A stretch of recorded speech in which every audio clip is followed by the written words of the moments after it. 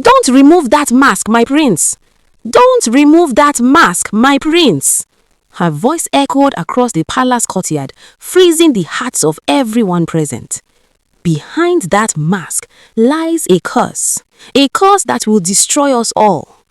The villagers trembled, their eyes wide, their breaths unsteady, because they all knew one thing. Anyone who dared to look upon her face was never meant to live. And now, for the first time in 21 years, the prince was about to remove the mask. A child of the river, born from the mist, a gift from the water we greet with a kiss. But the woman of the house... The story of Asanwa, the cursed beauty, began on a cold, rainy night. A night that should have brought joy, instead brought nothing but death. Her mother had just taken her last breath, moments after giving birth to her. And as her father rushed home in desperation, a massive tree came crashing down, ending his life instantly. That very night, Asanwa became an orphan the moment she entered the world. But what happened next was far more terrifying. When Mama Ugo, her stepmother, set her eyes on the child, she could not look away because the child was unbelievably beautiful. A beauty so rare, it felt unnatural. And in that moment, jealousy consumed her. This child must not live.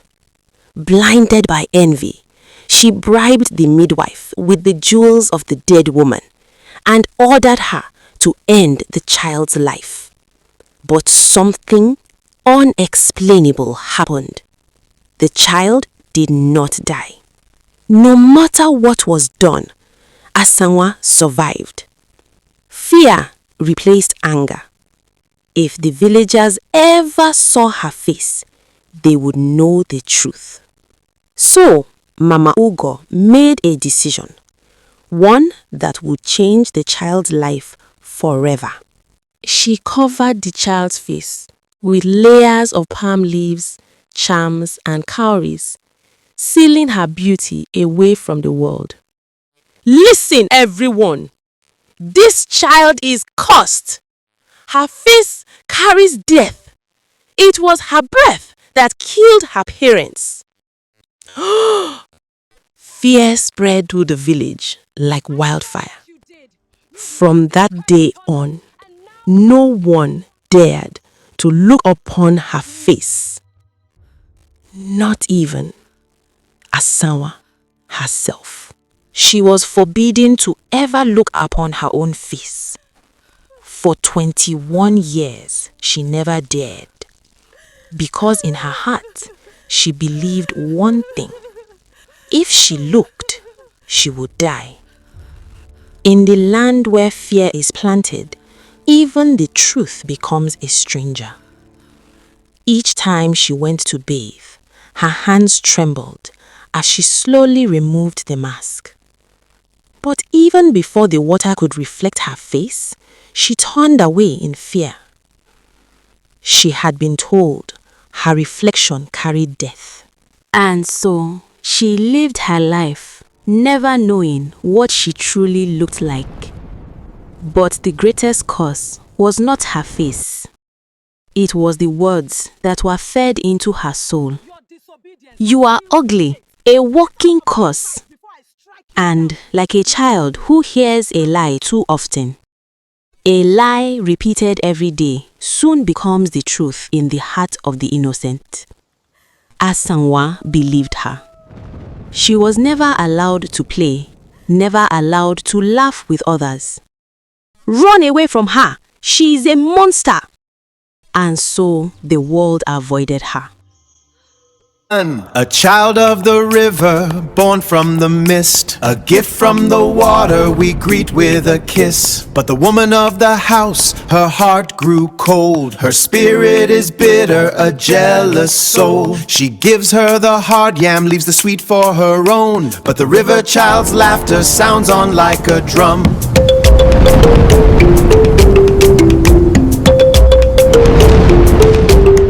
She did all the chores, worked like a servant, yet ate like a beggar. The child rejected by the home learned to survive in silence. But in the same house lived two others, Kemi and Isioma, daughters of Mama Ugo, praised as the most beautiful in the land. Mama Ugo loudly proclaimed, "My daughters are queens." They never walked, never suffered, and just like everyone else, they had never seen Asanwa's face. When a lie feeds a household, even the innocent begin to believe it. Then, one cold evening, a dangerous thought was born. Why don't we send her to the river on the forbidden day? But no one goes there that day. Exactly. If we see her face by mistake one day, we could die. I don't want to die because of her. Fear had taken root in their hearts. And if we die, everything father left belongs to her. Fear slowly became greed. Let the laws of the land deal with her, not us. When fear and greed work together, they give birth to wickedness. And that night, they all agreed. Asanwa would be sent to the river. One early morning, Kemi and Isioma called out to Asanwa, their voices sharp, their hearts already made up. They ordered her to go to the river and fetch water. But that day was forbidden. Asanwa begged, her voice shaking with fear. She knew that stepping near that river meant death. But her sisters gave her no choice. They threatened her with a lie so deadly that it would destroy her before the river ever could. And in that moment, Asanwa understood one thing. Her death had come. With a heavy heart, she began her journey towards the forbidden river. Tears filled her eyes, but this time, she was not only afraid, she had made a decision. Before death would take her, she would look upon her own face just once. A soul pushed to the edge will seek truth even in the shadow of death. As she walked through the village, eyes followed her. Some looked at her with fear, others with pity, and a few with quiet curiosity. For many had wondered what kind of face could carry such a terrible curse. At last, she arrived. The forbidden river. With trembling hands, she began to remove her clothes. Her skin glowed like the first light of dawn, smooth as polished stone. Her form curved like the gentle path of a flowing river, graceful, untouched, rare. A beauty elders would speak of in hushed tones, the kind that makes the moon hide behind the clouds in shame. When beauty is shaped by the divine, no covering can truly hide it. Slowly, she reached for the mask. Suddenly, a thunderous sound tore through the silence. A voice followed, strong, commanding, impossible to ignore. It questioned her presence and challenged her daring for stepping into a place forbidden to all. Her heart pounded like a talking drum echoing through the night. But instead of running, she found her voice. I declare myself as one whose dead. life had already ended, Shoot me. she said. She welcomed death, begged for it, and pleaded that it come quickly. Because sparing her would be far more dangerous. For if she lived, she would remove the mask, and her reflection would bring death to them both. Then, someone was coming. Not just anyone. His presence carried authority, power, something divine.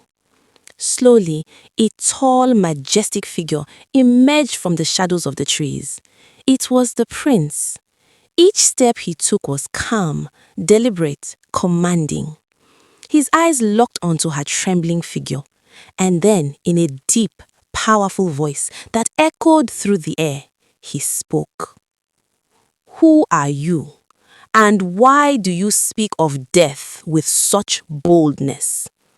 How dare she step into their sacred river on a forbidden day?" The air grew tense, but Asanwa did not run. Instead, she swallowed hard and lifted her voice, trembling yet defiant. She called herself Asanwa, the maiden with the cursed face, a girl whose face was not a blessing, but a death sentence.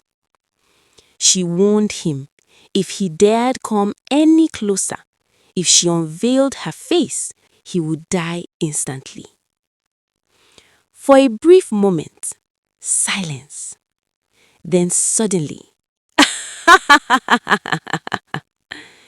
the prince laughed, not in fear, but in pride.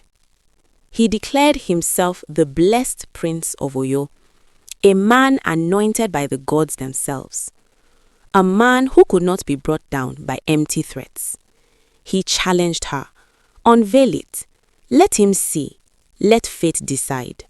For a moment, Asanwa's fingers trembled near her mask. She wanted to do it, to prove her truth, to end it all.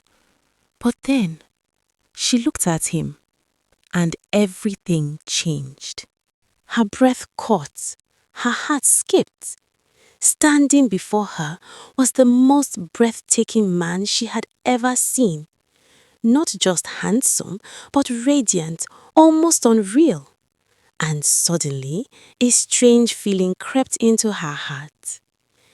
She didn't want him to die. No, she wanted to see him again, and again, and again. The thought alone softened something deep within her. Her hand slowly dropped. Her voice changed from defiance to pain to sorrow. "It is not my fault," she began to say. "It is not my fault that my face is cursed." Tears welled in her eyes as years of suffering poured out like a broken stream. A life of loneliness, of rejection, of silence forced upon her. She spoke of never being allowed to speak to anyone, never allowed to have friends, of being treated not as a human, but as something feared, something unwanted, an outcast. And even that was only a fraction of the pain she had endured. The prince stood still. Something within him shifted. The arrogance in his eyes faded, replaced by something unfamiliar, compassion. He felt it deeply, and for the first time, his voice softened. He asked her name again, not as a command, but as a plea, and she answered gently, "Asanwa." He repeated it slowly, "Asanwa," as though tasting the meaning behind it. Then, with quiet awe, he called her something no one had ever called her before. A beauty, not cursed, but divine. The beauty of the gods. And in that moment, at the forbidden river, between fear and fate, something had begun. Something neither of them fully understood, but something powerful enough to change everything. The prince looked at her, not with fear, but with something deeper. He told her to meet him every single day behind the great baobab tree, close to the forbidden river. He said he wanted to call her beautiful every day until she forgot she had ever been called ugly. Beneath her mask, Asanwa giggled. No one had ever called her beautiful. No one had ever cared that much. And this prince, standing before her, was the first friend she had ever known. Carefully, she fetched the water from the river. Moments passed, but she did not die. She did not fall sick. Instead, she felt light, happy, almost blessed. Even the prince was shocked. There was something about this maiden, something unusual, a strange aura. Why hadn't the river goddess struck her dead the moment she stepped onto forbidden ground? For generations, only the royal bloodline had survived the wrath of the river on such a day. Could she be royal or something else entirely? It was a mystery, one he could only solve by getting closer to her. When Asanwa returned home carrying the river water, the villagers froze. Their eyes widened. She's a witch. No one survives that river on a forbidden day. We must be careful around her. Asanwa heard them, and beneath her mask, she giggled. That night, sleep refused to come to Asanwa. Her mind wandered back to the prince. So handsome, yet so kind. She had never known such gentleness. And deep within her heart, she wished she could repay him for seeing beauty where the world saw a curse. At that same moment, the prince could not sleep either. Asanwa, beauty of the gods, who are you, really? He closed his eyes, a faint smile resting on his lips. He could not wait to see her again, and maybe one day to see her face. But what neither of them knew was that their growing bond had already been noticed. And somewhere in the shadows, someone was watching.